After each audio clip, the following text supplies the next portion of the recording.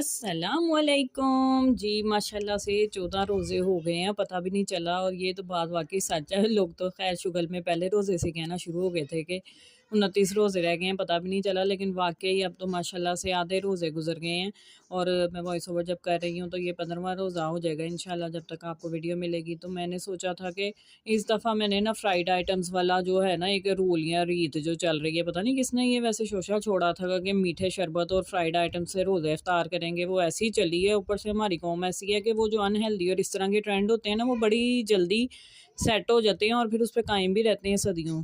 लेकिन मैंने यही सोचा था कि मैंने अब इस तरह का कोई भी ट्रेंड जो है ना वो अपने घर में सेट नहीं करना। मुझे यही होता था कि हेल्दी इफ्तारी हो, क्योंकि रोज़ों का मकसद ही ये है कि हमारी बॉडी है जो वो डिटॉक्सिफाई हो। इसमें जो टॉक्सिक हैं, जो हमने सारा साल अलगम गलगम खा के हमने अपना बुरा हाल किया होता है बॉडी का, उसको हम अपने को ना सेट कर सकें।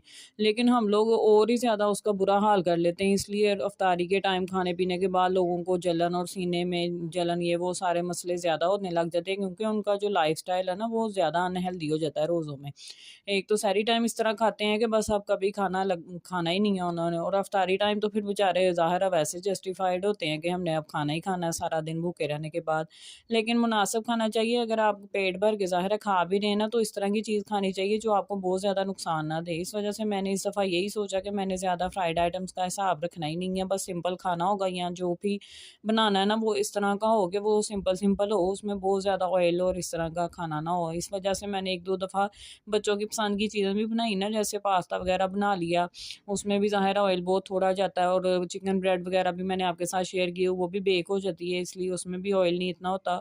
इस वजह से ना मुझे फिर यही था, मैंने इस तरह की रेसिपीज़ ही चूज़ करनी है। और अब भी मैंने आज यही सोचा कि अब सिंपल खाना बना लेते हैं। निहारी काफ़ी देर से नहीं बनाई थी, तो मैंने फ्रिज साफ़ की, मैंने देखा निहारी मसाला पड़ा था, मेरे ज़हन में आ गया। मैंने कहा चलो फिर ना निहारी बना लेंगे, तो मुझे आसानी होगी, सोचना भी नहीं पड़ा ज़्यादा कि क्या पकाएँ क्या पकाएँ। तो मैंने फिर ना आराम से ही ना ज़ोहर के टाइम फिर मैंने ये रख दी थी निहारी बनने के लिए आराम से। फिर मैंने साथ अपना आटा भी गूँध लिया, बर्तन भी धो लिए। और किचन से फ़ारिग हो जाओ ना तो ऐसे लगता है कि हमारे आधे से ज़्यादा काम ख़त्म हो गए हैं। और वाक़ई लेडीज़ जो है ना हाउसवाइफ़, वो इस बात से एग्री करेंगी कि हमारा ज़्यादातर काम किचन का ही होता है। बाकी काम तो फिर भी चलते रहते हैं, लेकिन माशाल्लाह किचन के काम ख़त्म नहीं होते।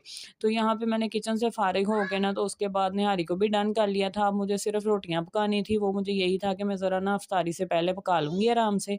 तो वो मैंने फिर ना इसलिए छोड़ दी थी, वरना मेरा दिल कर रहा था अभी वो भी पका के तो फ़ारिग हो जाऊँ।